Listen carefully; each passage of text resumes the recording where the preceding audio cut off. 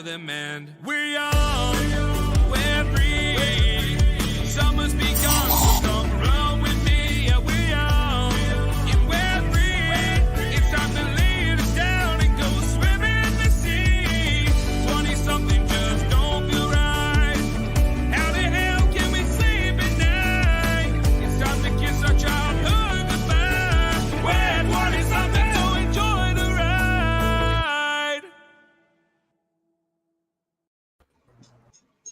Good evening, everyone. My name's Ryan. I'm here with Maddie, Aiden F, Aiden I, and Griffin. We have a bunch of topics here for you today. So without further ado, we're going to get straight into the Trump and Mar-a-Lago situation, and we have a little video to introduce the topic. And as the legal pressure continues to build on former President Donald Trump, he is increasingly embracing the radical QAnon conspiracy theory movement. And it's not just online. The latest example coming over the weekend at a rally that Trump held in North Carolina. NBC News correspondent Vaughn Hilliard was at that rally, and he joins us now. So, Vaughn, tell us about the rally. What did he say? What stood out to you? You know, it was 1 week ago at a rally when, at the end of his remarks, the song started playing that folks in the crowd recognized as being nearly identical to the QAnon theme song. Folks raised their pointer fingers in the air, and some in Trump world pushed back that it wasn't actually the QAnon theme song, despite them sounding identical. And then that's where the rally this weekend was telling, because yet again, at the end of the rally, that same song played and fingers went into the air, and it speaks to a movement that started in 2017 that was very much fringe, though, over the course of these last years, now being overtly embraced by the former president himself. Take a look. It scenes like this when Donald Trump's embrace of QAnon became clear. We will fight for America like no one has ever fought before. The former president at rallies over the last week, closing with the song. And in no condition to lead our country. The music, I think it's where we go one, we go all. That's the title of the QAnon conspiracy movement theme song. And Trump has reposted a flurry of QAnon memes on his social media account. But now QAnon's conspiracy theories have become vast and violent. I believe he has the military behind him, and I believe that he's going to be gone. What does that mean, gone? He's going to go to jail for treason. Will the military help Donald Trump with that? What does that look like? Yes, that's what I believe. The movement believes there's a cabal of Satan-worshipping pedophiles and hopes that Donald Trump will wage a secret battle with the military to reclaim power, arresting and even executing government officials, Democrats, Hollywood figures, and other elites.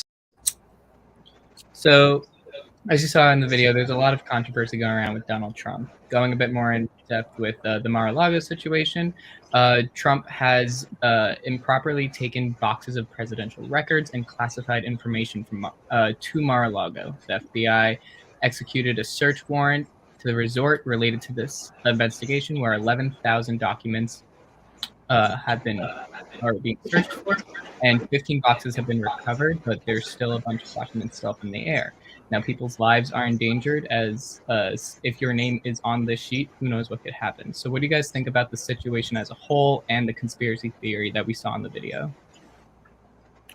One thing I found really interesting when I was researching is that Trump and his team have already started arguing that during that raid you were referencing on Mar-a-Lago, that the Department of Justice was illegally placing evidence in that raid.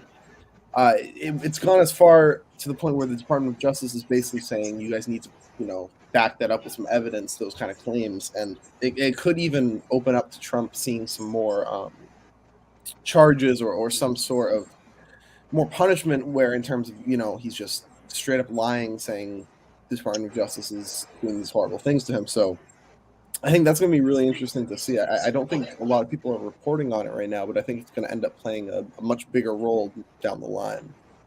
Yeah, and I did see a theory too that Trump, people were conspiring that Trump didn't know that these documents were classified at all. So that's another thing. Yeah, I think the problem that happened is that president can't pick and choose what documents they get to take with them after they leave office. There's a standard of rules that must happen that all government officials have to follow. and Donald Trump simply didn't follow it. And now he's going around saying that his opponents are used the FBI as a political move to stop him from going to the next election. I don't think that's the case. I think that the FBI doesn't think like that, for this case at least, and they did it purely because Donald Trump went against the law and took over 90 confidential folders that he wasn't supposed to have at his house. I think it's just interesting the fact that he's able to make all these baseless claims and everybody's just believing them. Like how they just raided his home and didn't say anything to him, even though I don't know where I saw it, but I heard that there were a lot of talks before the raid consisting of trying to get the documents back without I think he did. Yeah, he just before he left office, he just declassified the documents, and he was like, "Yeah, these are not classified anymore," and then took them home. I don't know if he has the right to do that. Anyway, back to what I said about him making baseless claims. I think his followers, excuse me, take everything he says very seriously. I saw a video clip of him talking about a Pennsylvania senator, how he wants to decriminalize opioids and other drugs. And he just, instead of saying that, he was like, he wants to legalize crack. He wants to legalize heroin. And he takes them too. Just totally baseless claim that comes from nothing. And I think that's the danger here, is that everybody will just believe him without doing any research whatsoever. I do think additional part of the danger, going off what Ada and Griffin were saying, is some people are actually believing that the Democrats are weaponizing the FBI against Republicans and Trump in this situation. Now, if the cause is politically motivated, the FBI has the right to investigate. But what do you guys think on this hot take that, we could be actually weaponizing the FBI? What do you mean? Well, people seem to be using the FBI as almost like a means to put pressure on Trump if these documents were declassified, as the question asked before. I don't think it was politically motivated for the FBI to go in there. I think he took documents that he simply wasn't allowed to take. He's not above the law. All government officials have to follow these rules. I think that was kind of his scapegoat to kind of blame the left for weaponizing the judicial system and the FBI. I don't think the FBI moved in a political way this time. I think in future instances, this will just leave us more divided. I feel like ever since 2016, we've kind of just been splitting farther and farther on the political spectrum, where you're either viewed as an extreme liberal or an extreme conservative. Right, and unfortunately, I'm sorry to cut you off. No, you're good. At this point, because of that 2016 election, like you were saying, unfortunately, people who don't agree with Trump, they either religiously support him and will blindly follow whatever he says, or they'll vote for whichever candidate is against him, even though they don't like the other candidate, just because they want Trump out of the office. And it's going to keep following that trend if Trump keeps running, which I think I've heard people say that he's not going to run, but looking at these videos, I don't know how he wouldn't. I feel like this could also set a bad standard for future presidencies. I feel like he's just not a very political person. The president shouldn't be discussing at his rallies what nickname should we call Joe Biden, Slow Joe or Sleepy Joe. That's just not presidential. It doesn't represent the country correctly. So I feel like the Trump model might be here to stay, in the fact that he's saying things what catches people's attention. He kind of accepts, he got big off the haters, and he's rude to people, and that's why people kind of like him, because they think he speaks the truth. So I think that this could seep into the other aspects of the political spectrum, and maybe people are like, oh, this worked for Trump, this will work for me, and start to have candidates more disrespectful and not very representative. Well, in the long term, there's a lot up for debate, and we'll have to wait and see. But in the short term, Judge Raymond Dearie has asked Trump to submit a statement whether these claims for the missing inventory, or if the inventory may have been planted. He must submit a claim by this Friday, the 30th. So we shall wait and see what happens next. Staying in politics, as of March of 22, the Senate has unanimously passed, and this House of Reps has also put to President Biden the Sunshine Protection Act of 2021. This bill will make daylight savings time a new and permanent time standard effective as of November 5th, 2023. So this change would enable children to play outside more, and they also believe that it could boost the economy activity. So what do you guys think of this topic? Honestly, I think it's great that they're getting rid of it because, like, you know, like jumping the clocks forward and setting it back, like research shows that it's throwing off people's circadian rhythm, which is messing up their sleep schedule, and it decreases productivity because people are just so tired after losing sleep that like the whole week that research showed the entire week people just are not productive at all because their entire schedule is messed up because of daylight savings. Yeah, I also just think we're kind of past the need for it. I was doing some research on how it began, and one thing it was used for a lot was making sure like transportation systems weren't having to constantly shift their time schedules. But I think with how, you know, the point we're at with technology, like I would understand if, you know, if you're traveling by horse and buggy, it might be a little more hard to keep track of your ride with time and stuff. But now I think something like that, it's an older establishment that it's time to go. It's time to go. We're good. The U.S. is currently one of 70 countries that still has daylight savings times, but if this bill does go into effect, a part of the bill is that states within areas are allowed to control if they want to enact the Sunshine Bill or not. So you could be traveling from a state that is 5 o'clock in one time and 6 o'clock in another. So what do you guys think on that topic as well? I mean, we kind of already have that with time zones. Yeah. Don't we? I think that would be more confusing though, because like, yeah, time zones do exist, but then imagine time zone skipping from state to state. Like, I'm sure they wouldn't do it, but like if every state in New England was a different time zone, that would be absolutely crazy. Mm-hmm. Well, back in the 60s, that's how it used to be before they made daylight savings, is that like each state could choose, and they were running into problems with airports and different airlines having different times and stuff like that. And I think the whole changing the daylight savings thing, it's come down to people questioning how effective it was on doing what it was supposed to do. And are people utilizing the day more with daylight savings? Are we saving gas? Are we saving energy? And I think it's come down to it being not as effective as they wanted it to be.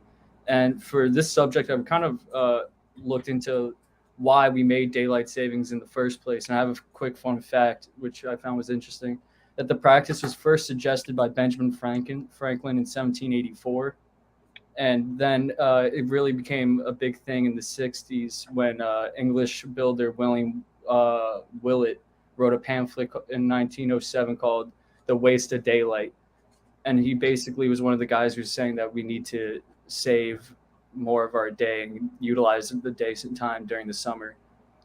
And I think it's a good thing that's leaving for sure. Well, we'll see the effects of it long term. We have to wait to see if President Biden approves it, but if he does, we will see how the Sunshine Act impacts the U.S. very shortly.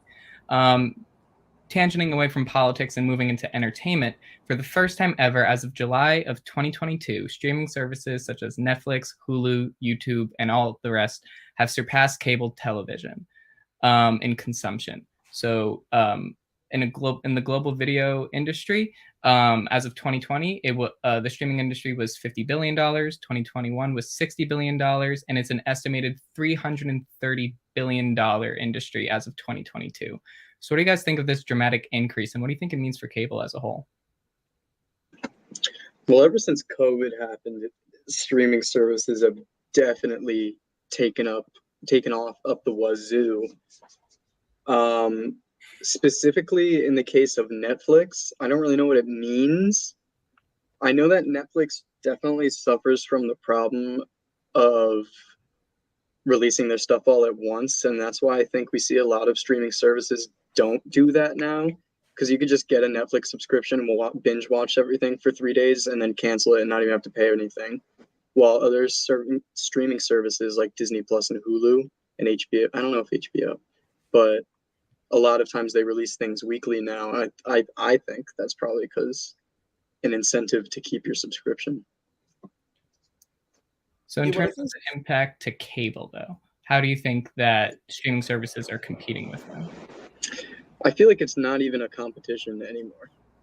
I mean, maybe 10 years ago, it would have been an actual competition, but in terms of them competing now, I haven't seen a person with a cable box in the past at least 5 years, that actually uses it. Everybody's on streaming services now, and especially since COVID, I think cable won't die, but it'll definitely be severely repressed. Yeah, Well, I agree with. Oh, sorry. You can go. Sorry. Okay, I agree with Aiden Farrell. I'm not surprised that cable or that streaming services are taking over cable. I think that this is something that's been happening for a long time, and I mean, I switched off of cable like 6 years ago or something like that, and I think it's about time that this happened. And I think streaming services just offers so much more. Like Hulu, it's streaming and it almost gives you a cable like experience now just through its own streaming services on top of the movies and the shows that it has. So I think cable is over with for sure. Right. And I feel like cable is going to end up dying out eventually, like maybe in a few years, because like all cable has to offer is like the entire variety of different shows. But now you can get that from different streaming services.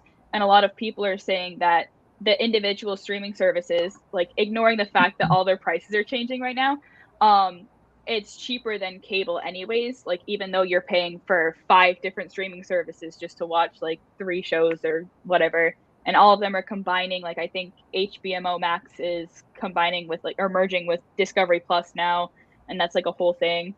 And with Disney Plus you can also get ESPN, and so like they're trying to bundle and merge all together. So I'm sure that's the industry that's going to be taking over and ending up killing cable. What I think is so interesting, though, is even as all these streaming services are doing the best they've ever done considerably, we're still seeing them kind of die. HBO Max, they recently had to can all those shows because they have no money. They had to do the tax write-off. Netflix had an event recently. I don't know if you guys even heard of it, called Tadam. Terrible name, but it was like a collection, a big event. They were supposed to show off all their shows and movies, and it barely got any press. So, they're doing all these incredible numbers, but at the same time, they're squandering money, and it seems like the hype is kind of dying down for their content. By no means, Jonah, do I mean that cable is not here to stay. Because there is something classic about just turning on the TV and scrolling through channels. And I don't think that will ever die. But in terms of what most people do, everybody's so selective about what they want. Time is very key. So I feel like having people mostly just aren't willing to sit through channels and scroll, and they could just be like, ooh, Family Guy, Maddie, you brought up that you actually will think cable is going to die. Can you expand on that? Yeah, I did say that. Like all these streaming services, they are just offering all these shows again, like they are taking off a lot of shows. But even with that, if the streaming services industry is going down, there's always illegal websites where people can illegally pirate shows. And also like the streaming services, they're offering exclusive content that you can't find on cable. So I just think that the more that they add to these streaming services, and if they continue to add more services to like different platforms, if they end up combining more then I just think that cable is just gonna go away.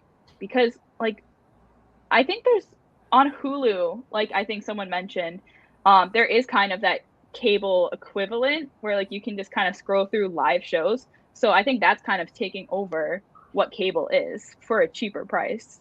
Yeah, and going back to what Griffin said about all these streaming services like Netflix and Hulu, still beating cable, but they're also still struggling. It just goes to show how competitive this industry is, and we saw it with Blockbuster. When Netflix first came out, it dominated Blockbuster, and Blockbuster tanked, and now we don't see any Blockbusters around anymore. And I think eventually one day we won't see cable or the need for cable because streaming is just more convenient. So, to cap off this topic and this episode, we briefly saw that graph before, but as of 2021, I highlighted the specific streaming sites that are popular. Oh, thank you for your question, Jonah, by the way. I highlighted the specific streaming sites that the US mainly focuses on. So what do you guys think this graph will change into in the future?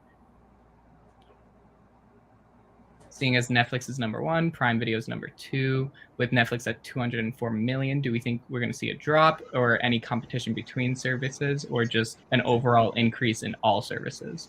I think Hulu might take over. Why is that? Hulu's really been, I feel like, hitting recently, especially in terms of advertising. Hulu is always advertising that they have live TV, live sports, and all that. And I don't see anybody else, HBO or anybody, Netflix, Amazon, providing that. I feel like Hulu is aware of its consumer base. So I think, I don't know, I just see Hulu coming past Netflix with the recent stuff they've been doing. Yeah, and also like with that as well, Netflix is raising all their prices for every single like bundle or whatever they have. Not to mention they're trying to add a cheaper one, but it comes with ads. And also I think I saw that they're planning on like tracking down different households, and if they see that there's a household using someone else's account, they're planning on adding extra money. So that way you can't like just mooch off of someone else. So they're getting more money. That could definitely be their downfall, 100%. Yeah, I could definitely see other streaming services boosting their numbers and competing more with Netflix in the future. Because Amazon, Hulu, HBO, they all got good things going for them. So I think we're going to see more numbers coming from them.